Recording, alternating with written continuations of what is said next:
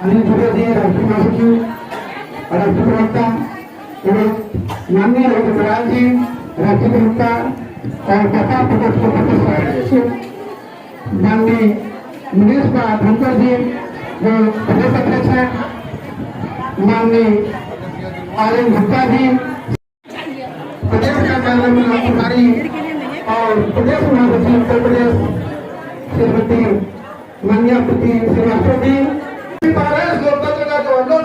लोकतंत्र का जो आनंद ले रहे हैं उसके कारण आप लोग हैं आज को उसके लिए बात कराए देते हैं सब दोस्त कर रहा है आप लोगों को हमारी माताओं को। हमें आपके मांग पत्र में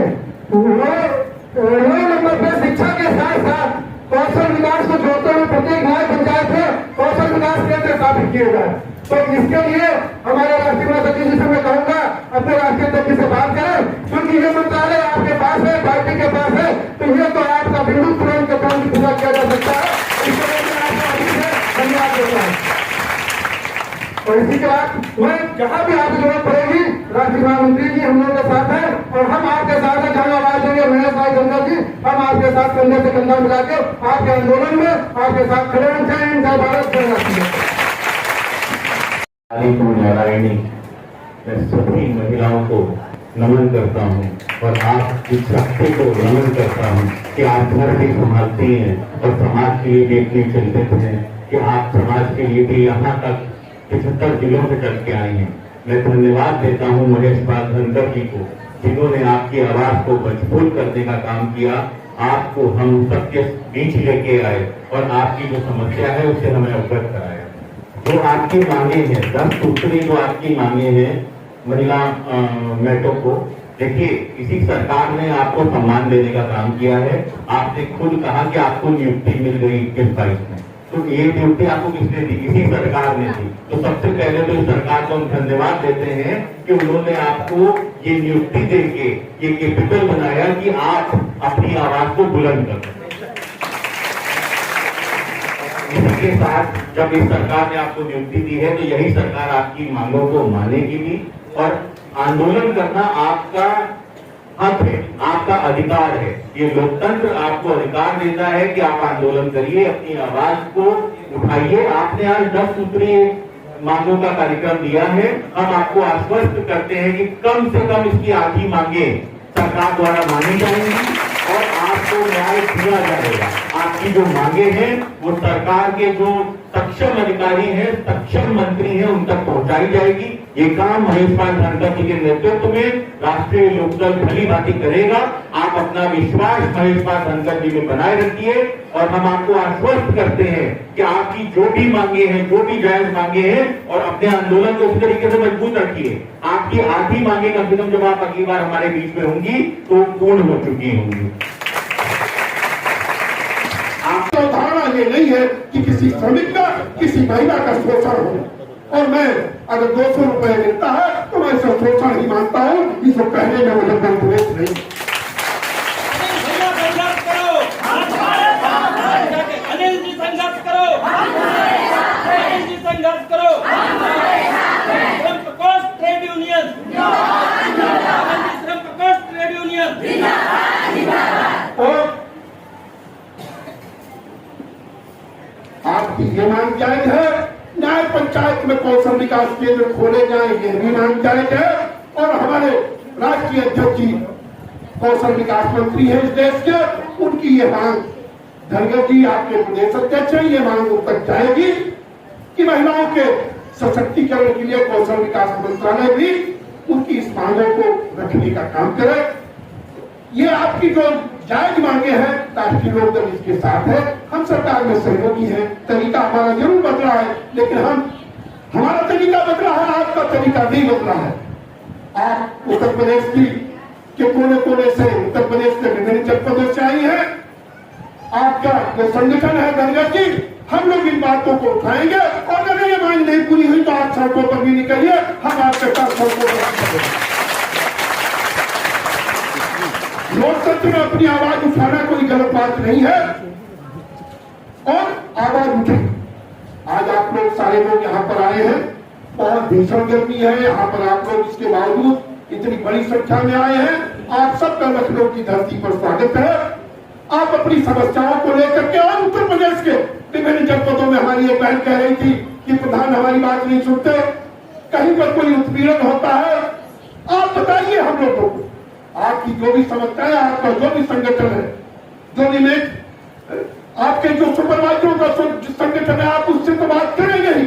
आपको उत्तर प्रदेश के किसी जनपद में कहीं कोई समस्या है, आप हम लोगों को भी बताने का काम करिए। उत्तर प्रदेश का कोई जनपद इतनी दूर नहीं है कि अन्याय और शोषण के खिलाफ राष्ट्रीय लोकदल के कार्यकर्ता, राष्ट्रीय लोकदल के लोग आपकी आवाज को ऊपर न उठा सके, आपकी आवाज से आवाज न मिला सके। आप बताइएगा, हम लोग भी वहां पर खड़े आपको नजर आएंगे। इन्हीं शब्दों के साथ आप सारे लोग आए, आपका लखनऊ की धरती पर स्वागत, अभिनंदन। और आप अपनी समस्याओं को लेकर के लड़िए, सशक्त बनिए, मजबूत बनिए, हम लोग आपके साथ हैं। धन्यवाद। जय हिंद, जय भारत।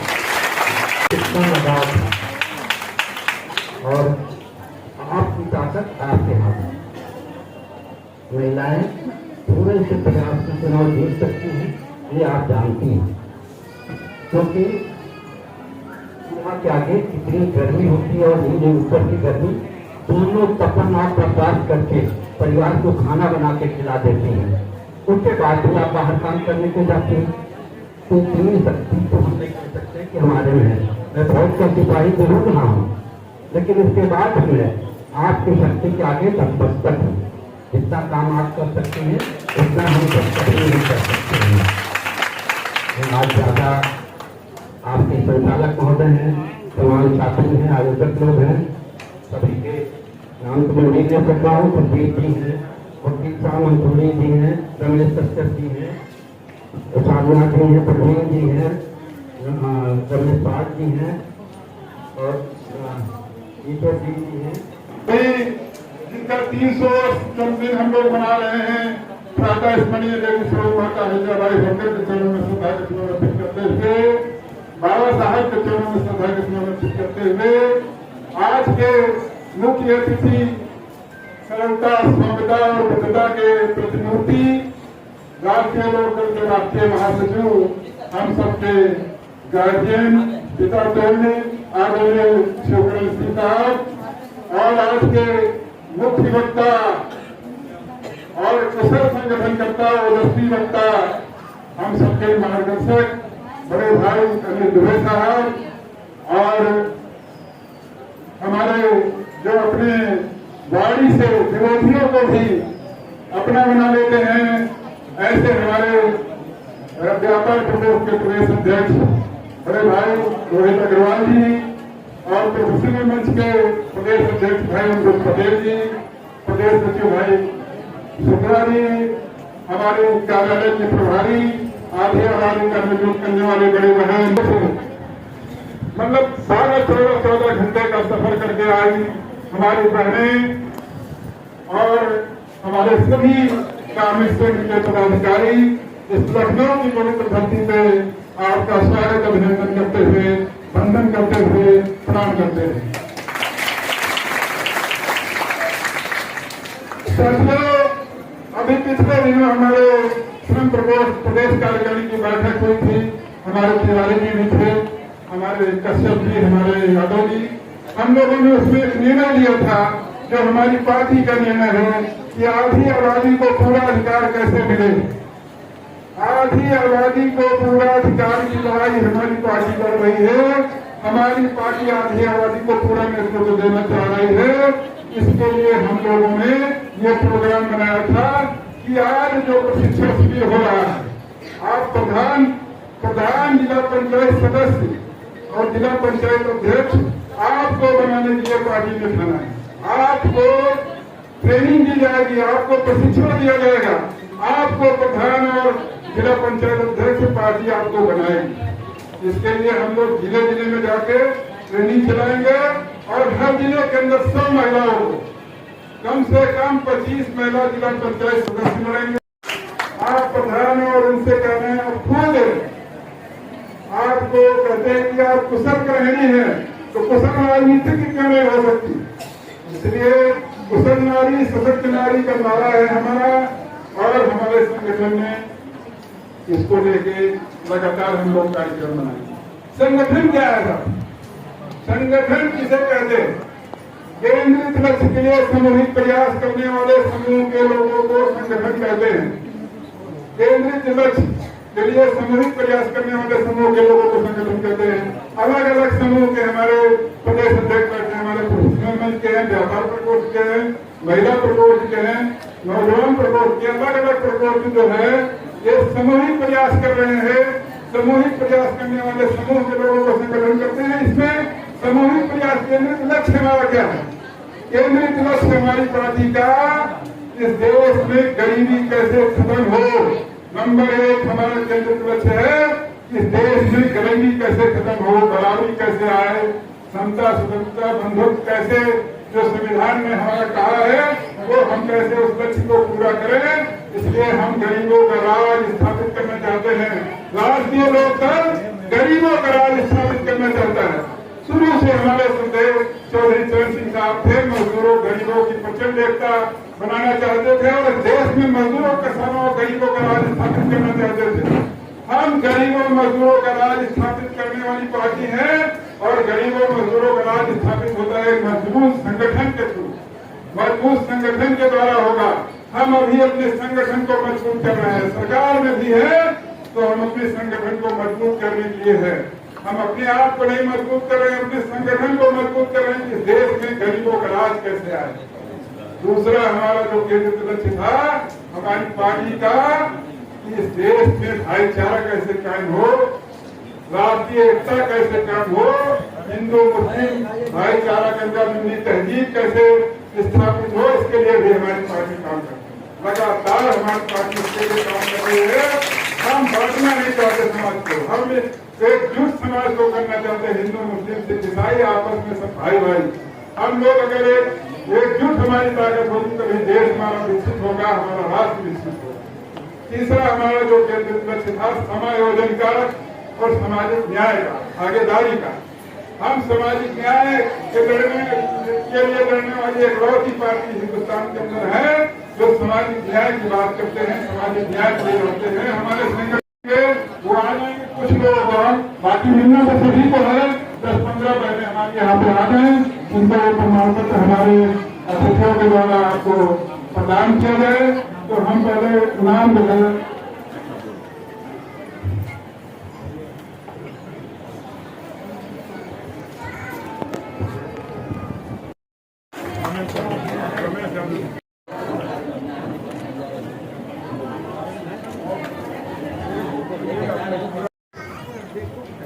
चिंता मत कीजिए, हटती रही है, फोटो खींचा है, तुरंत हट जाइए।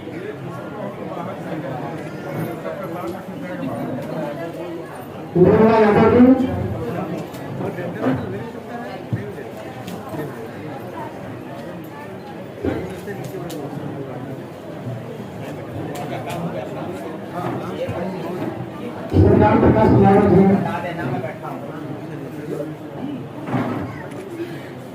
आइए सर, आइए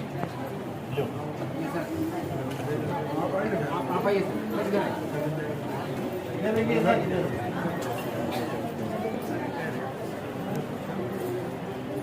और कोई है? आइए।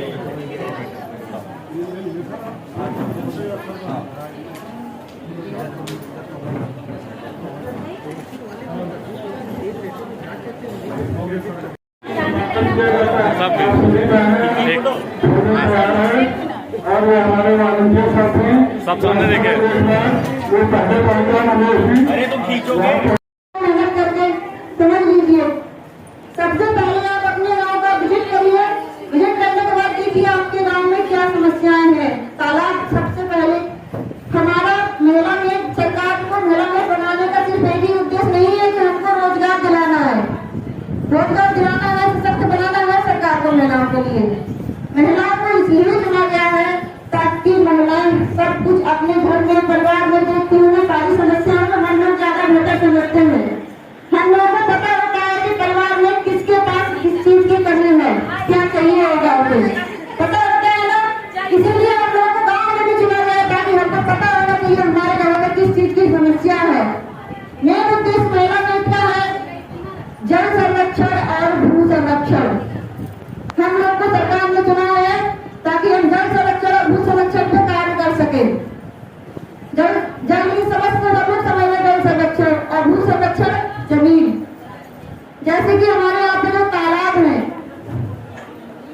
जिनकी जो भी देखिए जिसके तालाब कटे हुए हैं, जो तालाब में पानी नहीं भर पा रहा है, उनको देखिए और उनका हम लोग एस्टीमेट बनवाइए ब्लॉक पे जाके। ऐसी बहुत सी दीदी है अलग है जिनके ब्लॉक पे सुना नहीं जाता है या फिर अपना एस्टीमेट दे रही है, कार्य योजना बना कर दे रही है कि नहीं देखा जा रहा। बहुत सी दीदी हाथ उठा रही है, उसका प्रोसेस बस एक ही है। जो भी दीदी है जिनके योजना है वो अपना कार्य योजना बना के दिया, वो कार्य योजना को नहीं सुना गया है। मेरा उद्देश्य हमारा यही रहा है अभी तक, ताकि हम अपनी समस्या को रख सके। एक चीज याद रखिए, जब तक हम अपने लिए खड़े नहीं होंगे, दुनिया की कोई ताकत ऐसी नहीं है जो हमारे लिए खड़ी हो जाए। स्वयं हमको पहले खड़ा होना पड़ेगा और हमें अगर सरकार ने चुना है तो हमें अपनी जिम्मेदारियों को समझना चाहिए। हम बहुत कुछ कमा के भुट्टा कर जाए और पानी ही नहीं बचे तो बताओ क्या हमारा देश या फिर हमारे बच्चे दिल्ली रह पाएंगे? हम अपना पूरा जीवन अपने बच्चों के लिए लगा देते हैं, पूरा जीवन कमा के किसके लिए इकट्ठा करते हैं? अपने बच्चों के लिए। बहुत सारी हवेली बनवा गए, बहुत सारा धन इकट्ठा कर जाए और पानी ही नहीं बचे भविष्य में, क्या हमारे बच्चे?